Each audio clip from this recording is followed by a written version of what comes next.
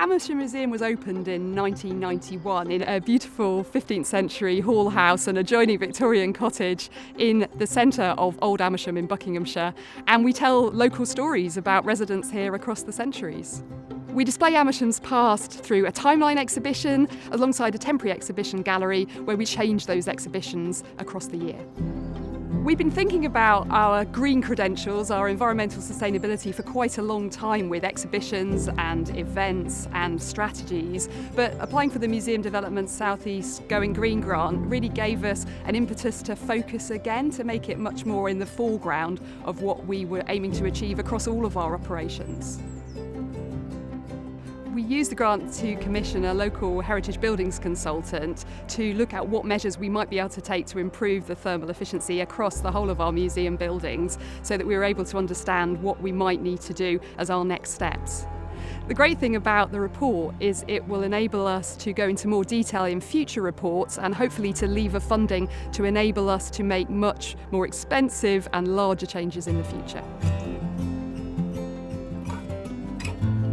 Wild Amersham is a local volunteer group that focuses on nature and wildlife in the town, and they ran our programme of events across last summer based in our garden, including plant drawing workshops for adults and teenagers and urban sketching to look at the relationship between the town and the wildlife. So we did 2 workshops last summer at Amersham Museum. One was with a professional botanist, helping people to really look at plants and understand them. And the second workshop was nature journaling, focusing on plants and drawing them. Biodiversity loss is urgent. The landscape in Amersham used to be very rich with all sorts of species, most of which have gone. People are very unaware of that, so I'm hoping this partnership between museum and nature group are going to make people more aware of what was there and how we can restore it.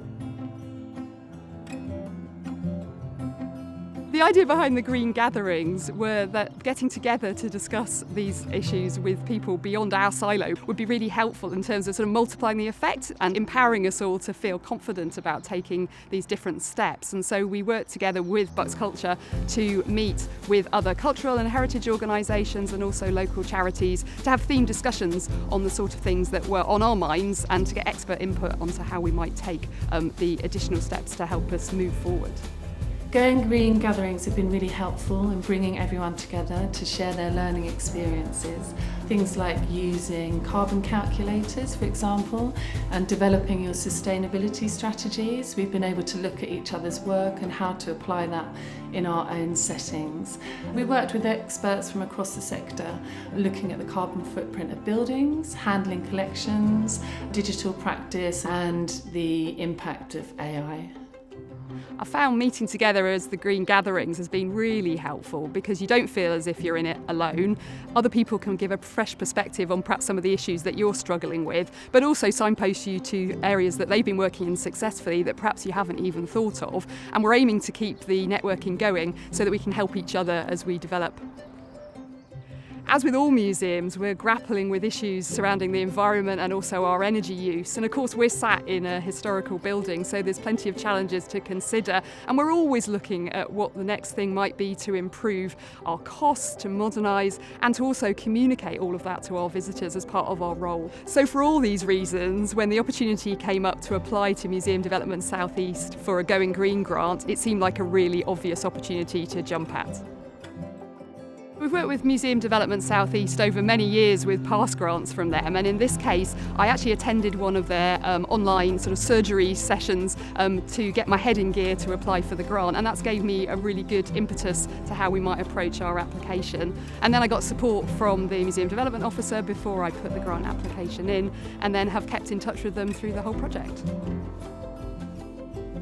I think it's really important that museums get involved. It's such a massive global issue, and although we're only a really local museum and one tiny bit of a jigsaw, if we all get involved, if we all communicate, if we all work out what we can do in our patch, if you join it together, then obviously the impact's much, much bigger, and we're in this really great position to be able to communicate some of those messages to all of our visitors.